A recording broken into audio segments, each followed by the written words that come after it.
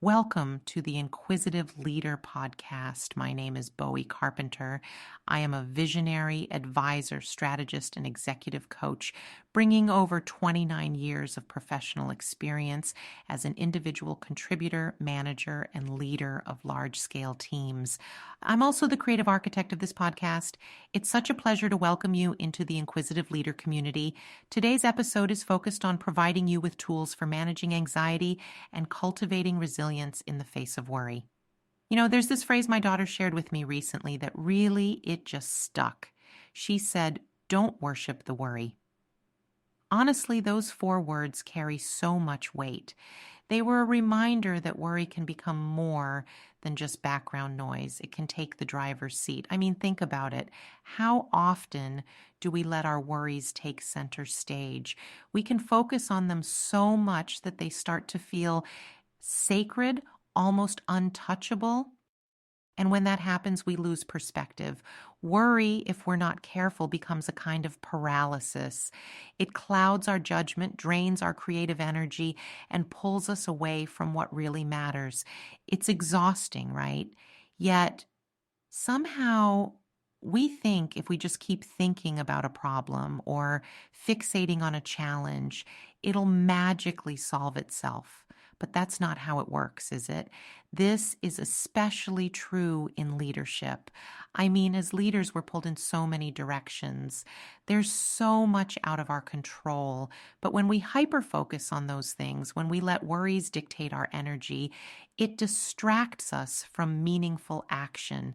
It's like trying to build a sandcastle while the tide's coming in.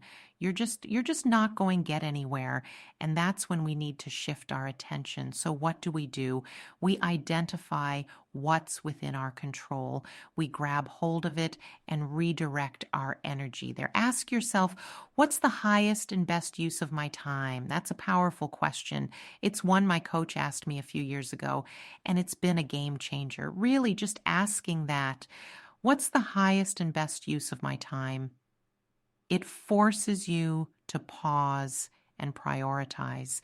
And when you do, the noise starts to fade and you see what actually matters. One of my favorite tools for this is the Eisenhower matrix. It's simple, but oh, so effective. Picture a grid where your tasks are divided into urgent and non-urgent, important and non-important. The idea is to focus on what's both important and urgent, or even just important. The rest, delegate it, delay it, or let it go entirely. It's ruthless prioritization, but honestly, sometimes ruthless is what we need, right?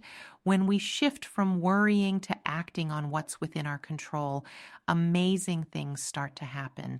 Our energy becomes focused, our decisions clearer. We're grounded in what we can do, not drowning in all the what ifs.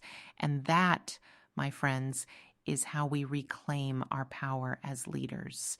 So once we've kind of identified what's in our control, the next step is to reshape how we see the challenges that cause us anxiety. And this is where adopting a growth mindset is such a game changer. Dr. Carol Dweck wrote this fantastic book called Mindset, The New Psychology of Success. Honestly, it completely shifted how I approach not just leadership challenges, but everyday life.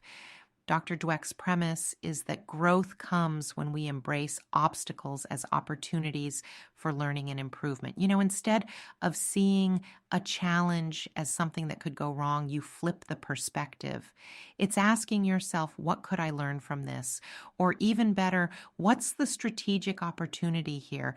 It's subtle, but that shift, it's powerful, and you don't have to wait for a crisis to flex this reframing muscle. It's a mindset you cultivate daily. For instance, instead of asking yourself, what might go wrong? Try, what could this teach me? Or how could this situation make me better?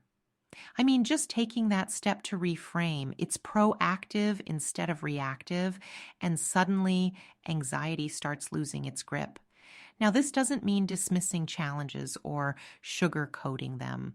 It's about being strategic. It's about taking control of the narrative in your head and turning moments of worry into stepping stones for growth. Really, the question becomes not what do I fear, but how do I use this to grow? That's the heart of the growth mindset.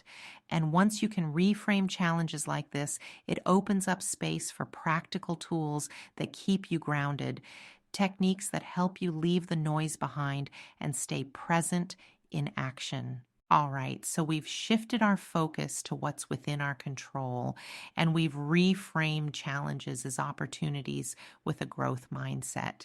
Now, let's talk about some practical tools that help us stay grounded in those moments when anxiety tries to creep back in. It starts with mindfulness.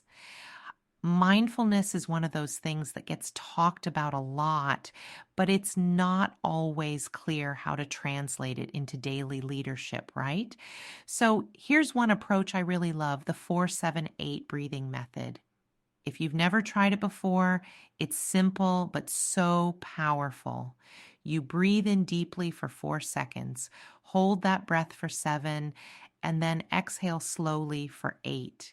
Repeat that a few times, and suddenly the chaos in your head starts to quiet down. It's like hitting the reset button, even if just for a moment. For me, mindfulness also means carving out non-negotiable quiet time. And I know our schedules can feel impossible to adjust. But even 5 or 10 minutes in the middle of a hectic day, just sitting in silence or taking a quick walk outside can make a world of difference. The key is disconnecting, minimize distractions, turn off notifications, and really commit to that time for yourself. What's amazing is how these small practices ripple into our leadership. When we can quiet the noise, we show up more present, more attentive, and more capable of navigating challenges. It's not about ignoring problems. It's about grounding ourselves enough to respond thoughtfully instead of reacting impulsively. Now, I want to acknowledge something that doesn't always get enough airtime in conversations like this. Sometimes worry and anxiety go beyond what mindfulness or framing can manage. There are medical conditions that amplify anxiety, and getting professional support is not a weakness. It's leadership in action.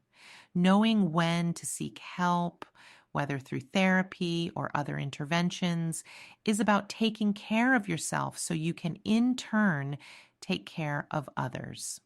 At the end of the day, what mindfulness gives us is a way to tune back into the present. And from that present moment, we can lead. It's as simple and as profound as that. So here's my challenge to you. What's one small action you can take to stay present today? Maybe it's a breathing exercise, a mindful break, or even a moment to just reflect before making a decision. Whatever it is, lean into it consistently and let it guide you. And with that, my friends, we've come full circle. This journey from worry to action, it's not a straight path, and it doesn't have to be perfect, but it's worth it. On that note, we'll end for today. Keep asking the questions, keep growing, and keep leading with purpose. Until next time, take care.